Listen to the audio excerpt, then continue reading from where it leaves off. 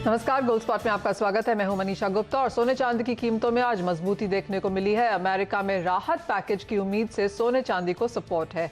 इसके अलावा डॉलर में कमजोरी से भी प्रेशियस मेटल्स मददगार हैं। लेकिन बड़ा सवाल ये है कि क्या सोना चांदी की जिस करेक्शन की उम्मीद की जा रही थी वो पूरा हो गया है या अभी और डाउनसाइड देखने को मिल सकता है। इसी पर करेंगे फोकस। हमारे साथ ज्वेलरी मार्केट की स्थिति का भी जायजा लेंगे। हमारे साथ हैं Dubai gold and jewellery group के चंदू सिरोया, केरिया कमोडिटीज के अजय केरिया और कुंवर जी ग्रुप के रवि दियोरा। आप सभी का कार्यक्रम में स्वागत है। अजय, आपसे पहले जानना चाहेंगे, और पिछला हफ्ता पूरा करेक्शन वाला था, एक्चुअली पिछला एक महीना पूरा करेक्शन वाला था, लेकिन अब हमने यहाँ से नीचे से स्थिति थोड़ी सी बेहतर होते हुए देखी है। 1800 के ऊपर भाव होल्ड कर रहे हैं दूसरे दिन लगातार। यहाँ से क्या अब खरीदारी की राय है या फिर आपको लगता है थोड़ा सा चौपी बाजार रह सकता है? Good morning Manisha. देखिए, अगर 2020 की बात करें तो फर्स्ट हाफ तो हमने बेहतरीन तेजी आती हुई देखी, बट सेकंड हाफ हमने देखा अगस्त के बाद मार्केट अपने आप को संभलता हुआ दिखाई दिया। नो डाउट लगता भी ऐसा ही था कि जिस ढंग से बड़ी रैली थी तो कहीं ना कहीं कंसोलिडेशन होना चाहिए।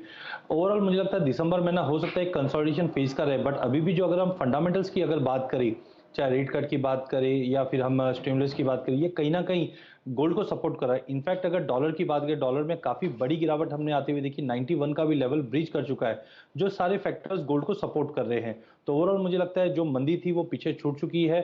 थोड़ा बहुत कंसोलिडेशन रहेगा, नए अपडेट वैक्सीन को लेकर, ये सबको लेते हुए, बट ओवरऑल हमें लगता है कि गोल्ड जब तक 1720 के ऊपर होल्ड है, फिर से हम लोग 1880 का लेवल रीगेन करने के बाद 2000 की तरफ जनवरी एंड या फरवरी मिड तक देख पाएंगे।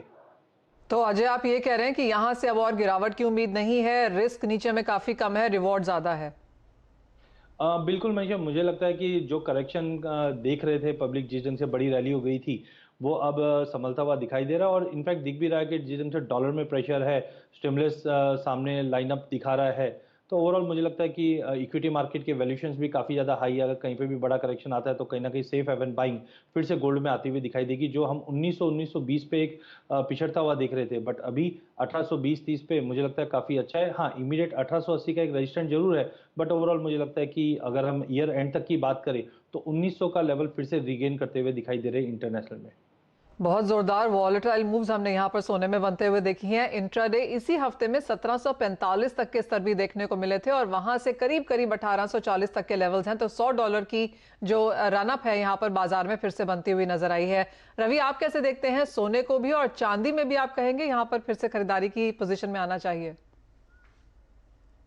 डेफिनेटली जो आगे अजय जी ने बात की वैसे ही फंडामेंटल मैं भी देख रहा हूँ।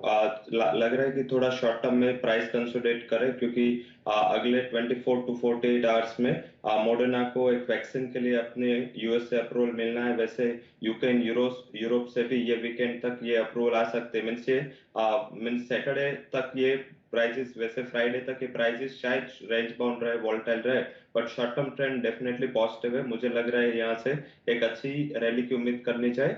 मैं एडिशन 2 करना चाहूंगा, उसमें वो है क्या अगले जो वीक है उसमें federal reserve and European central bank दोनों की मॉनेटरी पॉलिसी है। जिस हिसाब से हमने लास्ट 2 दिन फेडरल रिजर्व चेयरमैन की जो टेस्टिमनी थी, तो वो टेस्टिमनी में क्लियर निकल के आया कि अभी भी इकोनॉमिक आउटलुक को लेके फेड कॉन्फिडेंट नहीं है। ईसीबी के प्रेसिडेंट का भी मंडे स्पीच था, उसमें भी उन्होंने क्लियर किया था कि अभी भी वो economic outlook short term to medium term के लिए थोड़े कॉशियस है। तो आई थिंक कि जो लिक्विडिटी का मेजर्स है वो आगे भी जारी रह सकता है। वहीं शायद नेक्स्ट वीक यूएस में एक पैकेज पे आता हुआ दिखे, तो मुझे लग रहा है कि ये सारे फैक्टर्स है वो शॉर्ट टर्म में प्राइसेस को सपोर्ट कर सकते हैं। सिर्फ शायद मॉडर्ना के न्यूज आएंगे तब थोड़ी वोलेटिलिटी आपको देखने को मिले। बाय एंड डिप्स का रिकमेंडेशन गोल्ड के लिए है। 49,480 तक ये गोल्ड के प्राइसेस आगे जा सकते हैं। 48,700 का स्टॉप लॉस लगे और जितने करीब मिले 49,000 के वहां पे बाय करें। वैसे ही सिल्वर में आउटलुक है, उसमें एडिशनल सपोर्ट बेस मेटल्स का है। बेस मेटल्स के प्राइसेस देखे तो रिकॉर्ड हाई पे, और सारे जो गोल्ड के पॉजिटिव फंडामेंटल है वो भी आगे सपोर्ट करेंगे। तो मुझे वहां पे लग रहा है कि वो आउट परफॉर्म कर सकता है। 65,000 के शॉर्ट टर्म के टारगेट के लिए बाय करना चाहिए, अराउंड 63,100, और 62,400 का एक इमीडिएट सपोर्ट है जिसका एक स्टॉप लॉस लगा है। मुझे लग रहा है कि सिल्वर में भी ये रैली जारी रह सकते हैं, बट अगर मॉडर्ना का न्यूज देखे या शॉर्ट टर्म का इंडिकेशन देखे, मुझे लग रहा है कि सिल्वर के प्राइसेस आउट परफॉर्म करेंगे। चलिए, काफी हद तक जो करेक्शन है सोने चांदी में वो पूरी होती हुई नजर आई है। एक ही फैक्टर है वैक्सीन का, जिसका कुछ बहुत चौपी असर हम यहाँ पर भावों में आता हुआ देखेंगे। लेकिन उसके अलावा यहाँ पर यूएस की तरफ से, यूरोप की तरफ से स्टिमुलस मेजर्स की उम्मीद है। डॉलर में जो गिरावट है उसका फायदा तो है ही, और फिजिकल खरीदारी भी यहाँ पर सोने चांदी में लौटती हुई नजर आई है, जिसका सीधा फायदा हमने सोने और चांदी में यहाँ पर आते हुए देखा है। फिजिकल खरीदारी और ज्वेलरी की जो बाइंग है उसके बारे में बात करते हैं। चंदू सिरोया हमारे साथ अब फोन लाइन पर जुड़े हैं। सुरेया जी नमस्कार, और सबसे पहले तो आपको बधाई, आपके घर में ही शादी थी, तो किस तरह के क्यूज यहाँ पर देखने को मिल रहे हैं और क्या शादियों की खरीदारी यहाँ पर सोने में जारी है? जी सबसे पहले नमस्कार and thank you for the good wishes. Dubai में वैसे हम आज नेशनल डे हॉलिडे सेलिब्रेट कर रहे हैं, तो markets were the wholesale markets were closed, but retail में सभी ओपन थे।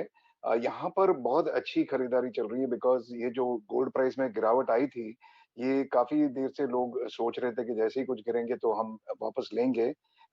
शादियों का बहुत अच्छा सीजन है, सभी होटल्स यहाँ पर आज की तारीख में फुल है बिकॉज दो ही कंट्रीज है जो विजिटर्स को अभी अलाउ कर रहे हैं टूरिस्ट के लिए, एक यूएई है और एक है मालदीव्स।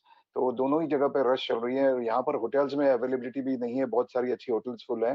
तो इसी हिसाब से यहाँ पर टूरिज्म, जो टूरिस्ट आ रहे हैं अगेन गोल्ड की प्राइस में यहाँ पर और दूसरी देश की कंट्रीज में बहुत डिफरेंस है बिकॉज यहाँ पर टैक्स फ्री एनवायरनमेंट है, आपको वैट भी रिफंड मिल जाता है। तो गोल्ड की काफी अच्छी खरीदारी हो रही है। जहां तक प्राइस का सवाल है, आई थिंक के we have not seen the bottoms. I think नीचे जाएगा और थोड़ा, बिकॉज करेक्शन आना बहुत जरूरी है इसको। ये जो 1400 से ऊपर चला था और उसके बाद में ये सभी गलत खबरें आती रही थी, तो उसके हिसाब से ये बढ़ते ही गया था और अभी कंसोलिडेशन आ रहा है। दूसरी जो कमोडिटीज है उसमें इंक्रीज होने से आई थिंक गोल्ड में थोड़ा करेक्शन और आएगा। I see a downside of 1700, upside of 1950 1975 only. 1700 से 1995 के बीच में यहाँ पर कारोबार रह सकता है। सुरेश जी, इसके अलावा किस तरह के इंटरनेशनल ट्रेड्स फिलहाल आपको यहाँ पर नजर आते हैं? क्योंकि ऑफ कोर्स दुबई तो एक इम्पोर्टेंट गोल्ड या ज्वेलरी हब है ही, लेकिन काफी हद तक इंडियन डिजाइन भी यहाँ पर काफी हद तक लोगों को पसंद आते हैं। तो किस तरह का इंटरनेशनल ट्रेड फिलहाल आप यहाँ पर पिकअप होता हुआ देख रहे हैं? देखिए, अभी यहाँ पर जो दुबई का ट्रेड है, एक तो रिटेल ट्रेड होता है जो टूरिज्म के ऊपर काफी सारा डिपेंडेंट होता है, जो मैंने बताया कि अभी धीरे धीरे इंक्रीज हो रहा है। लेकिन जो होलसेल ट्रेड है वो भी बहुत अच्छे से पिकअप हो रहा है एंड मैं कहूंगा कि करीब 60% तक हम लोग उसमें पहुंच गए हैं, क्योंकि जो इंटरनेशनल कोरियर कंपनीज है जैसे लॉजिस्टिक्स कंपनीज है वो सभी मदद कर रहे हैं, और जहाँ पर फ्लाइट्स नहीं चल रही वहां पर ये लॉजिस्टिक्स कंपनी के द्वारा भी ज्वेलरी जा रही है। So I believe we are seeing a very good recovery and as expected सभी जगह पर माल खत्म हो चुका है, तो उनके जो सप्लाईज है वो कम थी, तो इसी हिसाब से डिमांड अच्छी रहेगी मेरे हिसाब से। यानी कि इन्वेंट्रीज यहाँ पर वापस जो स्टॉकिस्ट हैं उन्होंने उठानी शुरू करी है, होलसेल ने स्पेशली यहाँ पर उठानी शुरू की है, और रिटेल के नंबर्स तो यहाँ पर पॉजिटिव हैं ही। सुरेश जी, बहुत शुक्रिया हमारे साथ आज जुड़ने के लिए और उसके ऊपर बातचीत करने के लिए। तो क्लियरली इंडियन मार्केट्स हैं या फिर इंटरनेशनल मार्केट्स हैं, स्पेशली दुबई है, हम यहाँ पर नंबर्स काफी बेहतर होता हुआ डेफिनेटली देख रहे हैं। रिटेल खरीदारी पिकअप हो रही है, टूरिज्म यहाँ पर वापस आ रहा है, और जो होलसेलर्स हैं, लॉजिस्टिक्स ट्रेड है, इन्वेंट्री बाइंग है, वहां पर भी जो नंबर्स हैं सेक्टर की तरफ से वो थोड़े बेहतर होते हुए नजर आए हैं। तो ये तो बात हुई गोल्ड स्पॉट की, लेकिन आगे बढ़ेंगे और सबसे बड़े मूव्स हमने यहाँ पर देर रात कल कच्चे तेल में आते हुए देखे हैं, जहां पर करीबन 2% की तेजी थी। ओपेक और एलाइज की जो मीटिंग है वो अभी जारी है और उसके चलते बाजार में कुछ यहाँ पर चॉपीनेस हमने बनते हुए देखी है।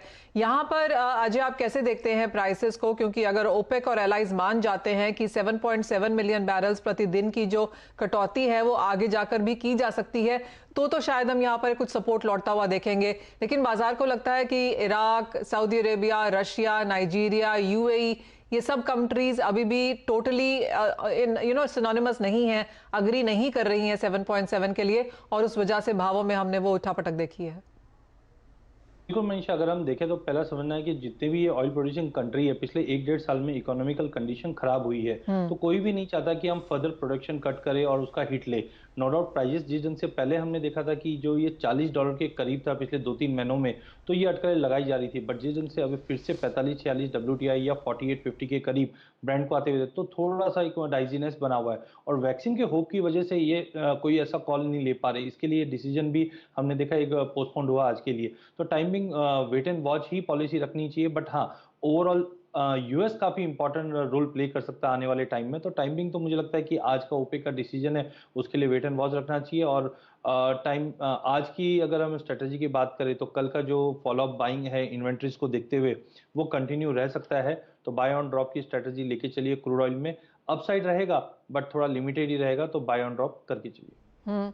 और यहाँ पर रवि, नेचुरल गैस को आप कैसे देखेंगे, क्योंकि यहाँ पर भी लगातार तेजी हमने बनते हुए देखी है और 200 के ऊपर भाव यहाँ पर लगातार स्थिर हैं।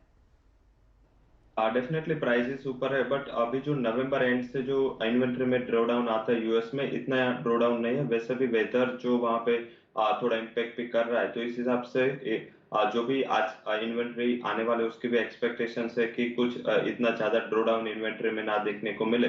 तो इस हिसाब से प्राइसेस में हायर लेवल से थोड़ा प्रॉफिट बुकिंग है। मुझे लग रहा है कि ब्रॉडर रेंज 198 टू 210 रह सकते हैं शॉर्ट टर्म में। बट आज के दिन अगर कोई कॉल लेना इन्वेंटरी के पहले, तो मेरे हिसाब से सेल ऑन राइज की स्ट्रेटेजी के साथ चल सकते हैं, क्योंकि क्रूड के प्राइसेस भी वोलेटाइल है। एज वेल एज देखे तो अभी जो वेदर है यूएस का इतना कूल नहीं हुआ, तो जो हीटिंग डिमांड है उसमें भी थोड़ा डिले दिख रहा है। एंड इन्वेंटरी अभी देखे तो करीबन 100 से 120 बीसीएफ एवरेज डाउन रहे, उसके सामने अभी 16 बीसीएफ ही डाउन है। तो मेरे हिसाब से इन्वेंटरी का जो बिल्डअप है वो उसको प्राइस को 210 के ऊपर जाने के लिए रेजिस्ट करेगा। कोई भी जंप मिले आपको 205 206, वहां पे एक बार शॉर्ट करके चलना चाहे 198 के टारगेट के लिए 210 का स्टॉप लॉस लगाए। मुझे लग रहा है कि आज के दिन एटलीस्ट ये प्राइसेस में थोड़ा प्रॉफिट बुकिंग का मूव एक्सटेंड हो सकता है। ओके, मुनाफा वसूली जारी रह सकती है। 3% की गिरावट आपकी स्क्रीन पर है और 200 के भाव नीचे में जल्दी ही टूटते हुए दिख सकते हैं। बात अब यहाँ पर मेटल्स की करेंगे, जहां पर कॉपर और एल्यूमिनियम को अगर छोड़ दिया जाए तो बाकी मेटल्स में कुछ बहुत गिरावट का ही रुझान है। निकल एक्चुअली लगातार यहाँ पर गिरता नजर आ रहा है, क्योंकि नॉर्लिस्क ने कहा है कि इस साल और अगले साल भी निकल की जो सप्लाईज है वो सरप्लस में रह सकती है। कॉपर की जहां तक बात है, यहां पर लगातार बढ़त देखने को मिली है। 7 साल के हाईज एलएमई पर, 9 साल के हाईज हमने यहां पर शंघाई में बनते हुए देखे हैं और भारतीय बाजार अपने ऑल टाइम हाईज के बहुत करीब है। एल्यूमिनियम की बात करें तो ये भी 2 साल के हाईज पर है, भारतीय बाजारों में भी और एलएमई पर भी। तो कॉपर और एल्यूमिनियम में लगातार यहां पर बढ़त देखने को मिली है। यहां पर अजय, आप किस तरह के ट्रेड्स लेना चाहेंगे फिलहाल मेटल प्राइसेस में? देखिए, मेटल ओवर एंड है। अगर हम जनवरी से अभी तक की बात करें तो डेफिनेटली कॉपर में 34% की तेजी देख चुके हैं, एल्यूमिनियम में भी 21% की तेजी देख चुके हैं। बट अभी भी जो नंबर्स आ रहे हैं, हम चाइना की बात करें तो वहां से काफी अच्छे नंबर आए। स्टिमुलस का भी जो होप बना हुआ है, ये कहीं ना कहीं एक्स्ट्रा पुश मार्केट को दे रहा है। तो मुझे लगता है जब तक ये स्टेरॉइड्स है, मार्केट को थोड़ा सपोर्ट जरूर मिला, but technically to be very frank काफी ज्यादा ओवरबॉट में है। खास करके कॉपर मल्टीपल ऑफ टाइम हमने देखा 590 के ऊपर प्राइसेस जाती जरूर है, बट सस्टेन नहीं कर पा रहे। तो इन शॉर्ट मुझे लगता है 580 का लेवल जब तक ब्रीच नहीं करता है, क्योंकि डॉलर की वीकनेस भी कहीं ना कहीं काउंटर को सपोर्ट दे रहा है, तो 580 का लेवल जब तक कॉपर ब्रीच नहीं करता है, मे बी पॉसिबल हम 598 600 तक के भी लेवल देख पाए, बट कॉशियस होकर यहाँ पे बाइंग करनी है। वहीं अगर हम निकल की बात करें, मल्टीपल ऑफ टाइम हमने देखा कि डिमांड बीच में हमने स्टेनलेस स्टील की या आयरन ओर की डिमांड बढ़ती हुई देखी, जिसकी वजह से पूरा सपोर्ट मिला। बट आफ्टर जो ये सरप्लस की जो स्टेटमेंट आए हैं, ये कहीं ना कहीं अपर साइड को कैप कर रहा है। तो अनलेस एंड अनटिल 1230 1240 के ऊपर होल्ड नहीं करता है, एक बड़े दायरे में निकल अटकता हुआ दिखाई देगा, जो 1140 से लेके 1240 का रहेगा। वहीं एल्यूमिनियम में मुझे लगता है अभी एक रैली और बाकी है, जो पॉजिटिवनेस दिखा रहा है, 170-72 तक का लेवल दिखा सकता है। आप कैसे देखते हैं रवि, आपकी मेटल्स में यहाँ पर टॉप पिक्स क्या रहेंगी? मेरी पिक जिंक में रहेगी। मुझे लग रहा है कि जो अभी देखे तो कंपेरेटिव जो कॉपर के prices as well as other peers में जो जंप आया, इतना जिंक में नहीं आया, क्योंकि उसमें इन्वेंट्री का थोड़ा बिल्डअप था। बट एलएमई की इन्वेंट्री की पोजीशन देखे तो वहां पे फेवरेबल पोजीशंस अभी दिख रहे हैं, वहां पे एक ड्रॉडाउन थोड़ा दिख रहा है। तो मुझे लग रहा है कि जिंक में ये आगे जाके तेजी बरकरार रह सकते हैं। 218 के टारगेट के लिए आप कॉल बाय का ले सकते हो। 211.50 का एक स्टॉप लॉस भी लगा है। और जैसे आगे भी बात हुई कि फंडामेंटल्स अभी शॉर्ट टर्म के लिए पॉजिटिव है, हालांकि जो तेजी है वो ओवर स्ट्रेच है कई काउंटर्स में। वहीं कॉपर है जिसमें और श्रेष्ठ तेजी है, वहीं निकल में थोड़ा अभी प्रॉफिट बुकिंग आया, बट उसकी भी अगर ईयर ऑन ईयर देखें तो वहां भी अच्छी तेजी है।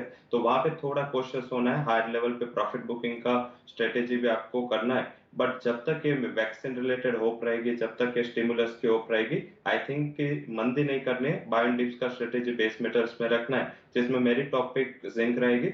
अदर दूसरा कोई बेस मेटल वहां पे बाय करना है, मेरे हिसाब से एल्यूमिनियम बाय करे। और वहां पे कई सालों के कंसोलिडेशन का टेक्निकल ब्रेकआउट आया अपर साइड, तो वहां पे 165 के करीब शॉर्ट टर्म के लिए बाय करे। 160 के करीब स्टॉप लॉस लगाए। मुझे लग रहा है कि शॉर्ट टर्म में एल्यूमिनियम में 175 तक की तेजी दिखनी चाहिए, तो शॉर्ट टर्म के लिए एल्यूमिनियम और 1 से 2 ट्रेडिंग सेशन के लिए जिंक में बाय की स्ट्रेटेजी मेरे हिसाब से एक फेवरेबल पोजीशन हो सकती है। आप लोगों की बात करते करते ही एल्यूमिनियम में हमने हल्का सा सुधार आते हुए देखा है। अभी भी हल्के से लाल निशान पर है, लेकिन खरीदारी जरूर वहां पर लौटी है। और जैसे आप लोग ने कहा, कॉपर, एल्यूमिनियम, जिंक, ये मेटल्स यहां पर लगातार आपको बेहतर बढ़त दे सकते हैं। ऑफ कोर्स कॉशन जरूर है यहां पर, क्योंकि ओवरबॉट है। 8 महीने से लगातार हमने मेटल्स में एक तरफा यहां पर बढ़त आते हुए देखी है, तो कुछ बहुत कॉशन जरूर बरतनी चाहिए। लेकिन मोमेंटम फिलहाल अभी भी ऑन द हायर साइड है। लेकिन इसी के साथ लेंगे एक छोटा सा ब्रेक। जब लौटेंगे तो बात करेंगे एग्रीकल्चर कमोडिटीज की, जहां पर चने में, खाने के तेलों में, ग्वार में, मसालों में आज के दिन फिर कुछ मुनाफा वसूली देखने को मिली है।